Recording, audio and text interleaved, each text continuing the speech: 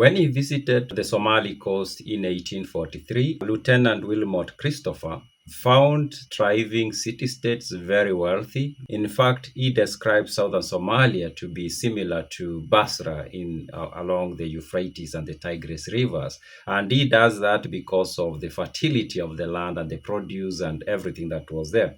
Now, we are going to read part of his article that he wrote that was published by the Journal of the Geographical Society of London in 1844.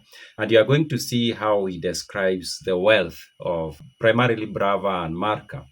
And we are also going to see him provide what I think is the clearest evidence I have found so far that the city-states along the Somali coast were generally republics. And that goes against what I've believed for a very long time when I was reading the history of the Horn of Africa, and that is that most of the commonwealths in that region were mostly monarchies. That's what I've always thought until, of course, I started reading these documents. We are going to read to see what Wilmot Christopher writes about the wealth of the city-states along the coast of Somalia and also the nature of their governance structure. Now, let's read and see what he says.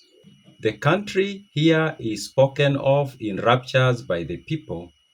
They compare it to Bahara and the banks of the Euphrates. Now, he talks about the country he finds specifically near Marca, I think at this point, between Marca and Barawa, those places. And he says the people themselves thought of their country to be comparable to Bara, which I did my research, turns out to be Basra. On the banks of the Euphrates. Of course, if you know history, you know that the banks of the Tigris and Euphrates are well known throughout human history to have been very rich and fertile and produced a lot of food. And that led to the emergence of major civilization. Many of the major civilizations that have emerged in human history were found along that valley. And then he tells us some of the different crops that were found. He says, the sugarcane and all Indian production grow here luxuriantly. Among others, a delicious wild fig is abundant. The plantain, pomegranate, I don't know what that is, coconut, melon, tamarind, almond, Indian corn, and millet are abundant and cheap.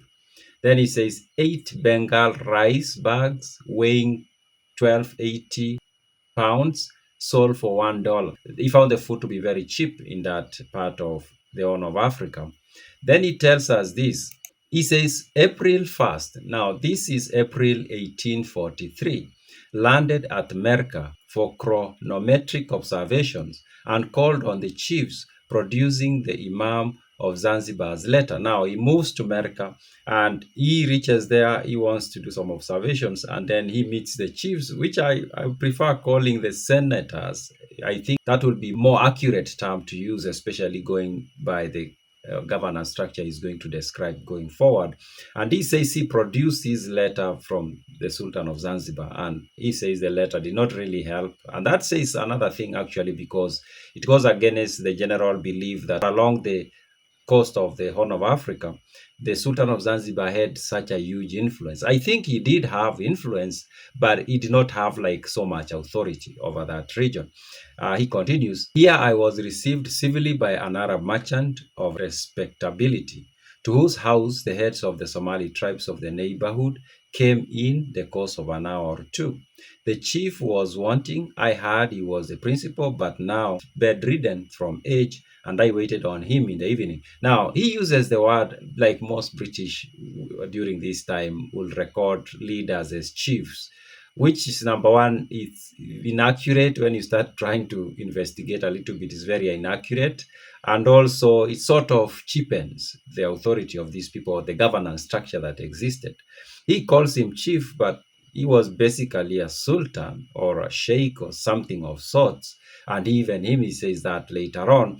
So he is told that the principal chief was very old, could not come to the house where he was. So he had to go and meet him. Then he says, this trivial circumstance had an excellent effect. I found the Sultan, as he styled, of Merka, seated on bullock's hides in one of the round Somali huts opposite to little window. Now, he calls him the Sultan of Merka, so it wasn't just like he says chief or the principal chief. Of course, that description kind of like captures some truth but there was an actual term. He says he was Sultan. Of course, he describes how he was seated or the things he was sitting on. He was sitting on height or heights, and he says there were several that were put together so that he slept on them.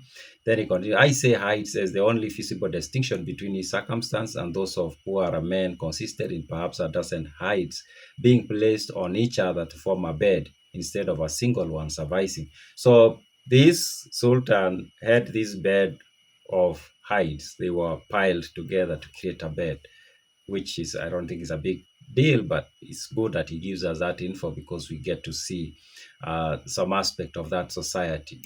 Then he says, he is blind with age. I told him I had heard he was unable to leave his house, so had come to him. He was profuse in his expression of goodwill and insisted on filling my clothes and keeping his hands on some part of my person while I remained. People put hands on other people when they talk. It's not a big deal. Sometimes it's a way of showing friendship, I think. So I think that's what was happening here, but he interprets it in a different way. For example, he says he had never seen, and the poor man was never destined to see a European. Now, I don't want to believe this sentence for one reason. And the reason is that in the same part or in the same article, he tells us about British officers being captured and being sold into slavery. He also tells us that Americans and Europeans, or British in particular, used to come to Brava and stay in the town for days. So I don't think white people were such something that was not seen along the coast, especially in those major cities, Brawa or Merka, Mogadishu. I think they used to see them, and especially for somebody holding the position of a principal chief, most likely they had seen a few. I don't know whether it's him, the principal chief, as he calls him, who told him this, or it is him who just came to the conclusion that this man had never seen a white man or a European. Then he writes, telling him I had come in peace and I wanted a few supplies and to go up and see the country. He said he could not answer me that the elders of his tribe will agree to this, that please God, I shall obtain all my wishes. Now, this is very important actually. This sentence is very important because this sentence basically tells us the governance structure of the city of Marka at this time. It tells us that while this old man was a sultan, he did not have all the say. He basically acted, we could say, more or less as a speaker or more or less as a chair of a committee. And decisions were made through the council. And he tells him, while he wants to get permission to travel into the country, the sultan tells him, I can't give you that promise right now, or I can't grant you your wishes at this point. That's a decision that needs to be made by the elders or the council. The following day, the chiefs presented the sheep a bullock for which they received a return in cloth. So the following day, the council basically presented to him, we could say, a bull, and then he gave them some cloth as a present also. Then it says, I then told my host, the Arab merchant, that I wanted to go to the river inshore. He said it would be impossible to go without the Somalis' goodwill. So he really wanted to go move around, but he was told by the Arab merchant that you can't do that until you are given permission. I then begged him to call them all and consult. They met and agreed to guarantee my safety and provide a guard, which they stated would be absolutely necessary, but that I must make them a compensatory present, as no European had ever penetrated the country here. I consented to give them $50.